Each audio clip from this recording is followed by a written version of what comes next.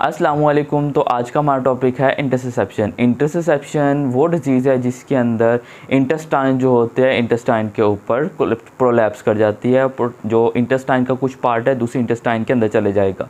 वो इस वजह से भी हो सकता है कि जो इंटेस्टाइन का वो पार्ट है वो वीक था, थीन था, और the other one was the thick और द लार्ज वन या डायलेटेड वन था, तो इसकी वजह से प्रोलैप्स हो गया। अब कॉजेज़ को तो बाद में देखते हैं ना, पहले इंटेस्टाइन का प्रेजेंटेशन क्या होगी। ये बच्चों के अंदर फर्स्ट ऑफ ऑल तो आपको याद रखना है, जो 3 माह से 6 साल के बच्चे हैं उनके अंदर मोस्ट कॉमनली पाया जाता है, ठीक है। और उसके बाद अर्ली एजेस के अलावा भी एडल्ट्स के अंदर भी पाया जाता है। लेकिन इसमें क्या होता है कि फ़र्स्ट ऑफ ऑल फीचर्स में क्या होंगे, एक तो एब्डोमिनल मैस फील होगा, दूसरा एब्डोमेन के ऊपर अपीयरेंस होगी। जब ये इंटरसेप्ट होगा, वो जो मैस होगा, जो इंटेस्टाइन है, वो बच्चे के जो एब्डोमेन है वहाँ पे अपीयर होना शुरू हो जाएगा। पाल्पिटेशन पे आपको फील हो जाएगा, और एक्सरेज की तो इन्वेस्टिगेशन बाद में देखते हैं। तो उसके अलावा इसके पहले फीचर्स है, पहले इसके टाइप्स देख लेते हैं कि टाइप्स क्या होते हैं इंटरसेप्शन की। फर्स्ट ऑफ ऑल तो इंटरसेप्शन क्या होता है कि ये इसके अंदर इसको ना कहते हैं टेलीस्कोपी ऑफ इंटेस्टाइन, क्योंकि टेलीस्कोप में भी तो उसके पार्ट्स एक दूसरे के ऊपर प्रोलैप्स कर जाते हैं, तो इसमें भी इंटेस्टाइन जो है इंटेस्टाइन के ऊपर प्रोलैप्स कर जाती है। तो it's a prolapse of intestine part over the intestine.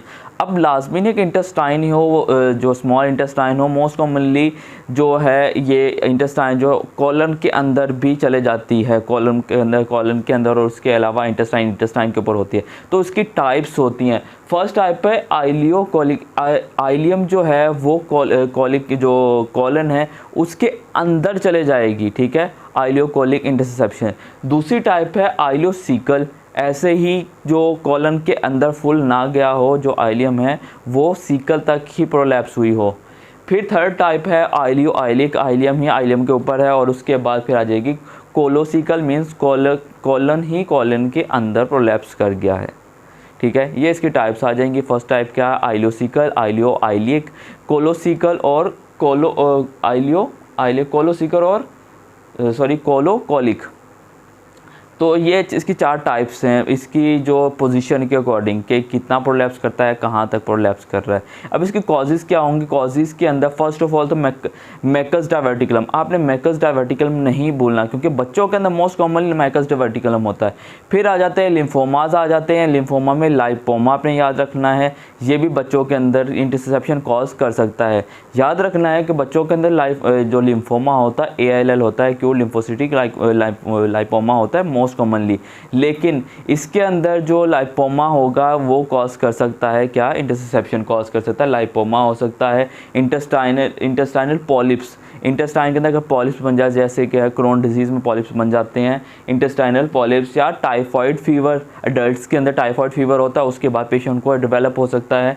And tumour हो सकता है कोई भी। और बच्चों की एक डिजीज़ है हेनोस कोलन परपुरा।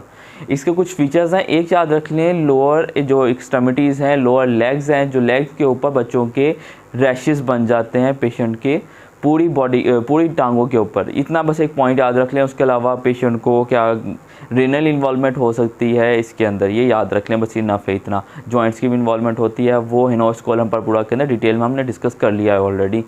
तो HSP हो सकता है, कोई ट्यूमर हो सकता है, लाइपोमा हो सकता है, लिम्फोमा हो सकता है, मैकस डायवर्टिकुलम हो सकता है। पेशेंट को क्या हो सकता है, इंटेस्टाइनल पॉलिप्स हो सकते हैं, और टाइफॉइड फीवर हो सकता है। अब इसके देख लेते हैं इसके फीचर्स में। फर्स्ट ऑफ ऑल तो मैं आपको ऑलरेडी बता चुका हूँ कि बच्चों के अंदर होता है 3 माह से 6 साल तक के बच्चों के अंदर मोस्टली पाया जाता है ये इंटरसेप्शन। मोस्ट कॉमनली इनमें ही होता है, और उसमें मोस्ट कॉमन कॉज अगर पूछी जाए तो वो मैकस डायवर्टिकुलम है। मैकस डायवर्टिकुलम के बाद पेशेंट को इंटरसेप्शन डेवलप हो जाती है। एंड देन अगर 6 साल से ज़्यादा उम्र है तो उसके अंदर लिम्फोमाज आप सोच सकते हैं कि किसी लिम्फोमा की वजह से है। अब इसके सिम्टम्स ले लेते हैं। फर्स्ट सिम्टम इसका क्या आएगा, sudden severe onset of pain होगी। मेन सिम्टम ही बच्चे का ये होगा, जैसे ही इंटरसेप्शन होगी बच्चे को स्वेयर पेन स्टार्ट हो जाएगी। स्वेयर पेन होगी, और ये कॉन्टीन्यूस नहीं रहती। इंटरसेप्शन जो होती है वो खुद ब खुद ठीक भी हो जाती है, और कॉन्टीन्यूस भी रहती है, डिसकॉन्टीन्यूस होती रहती है, लाइक ये मूव कर जाती है नॉर्मली।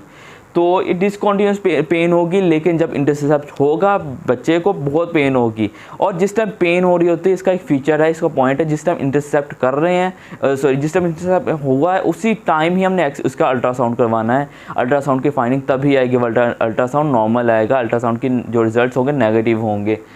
उसके अलावा फिर आ जाएगा बच्चों को करंट जेली स्टूल्स आएगा, जो स्टूल होगा उसके अंदर जो ब्लड होगा ऐसे लगेगा कि जैसे जेली टाइप होता है, करंट जेली स्टूल होगा।